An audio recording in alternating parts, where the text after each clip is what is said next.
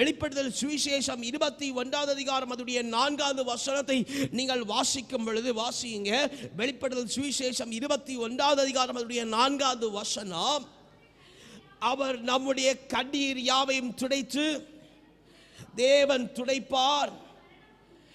அதுக்கப்புறம் மரணமும் இல்லை, துக்கமும் இல்லை, ஆமென், மலருதலும் இல்லை, வருத்தமும் இல்லை, முந்தினவைகள் எல்லாம் ஒளிந்து போயின, எல்லாம் புதிதாயின. கரங்களை உயர்த்தி அல்லேலூயா சொல்லுங்க பார்ப்போம். அல்லேலூயா, அல்லேலூயா. இப்புலகத்தில் ஆமென் ஸ்தோத்திரம் முழுவதுமான தேவனுடைய ஆறுதல் உண்டாயிருக்குமான கேள்விதான். அல்லேலூயா, அல்லேலூயா. ஆனால் முடிவு சமீபத்து வரும் பொழுது நீ வடித்த கண்ணீருக்கு கர்த்தர் ஏற்ற ஆறுதலை கர்த்தர் வைத்திருக்கிறார். அல்லேலூயா, அல்லேலூயா.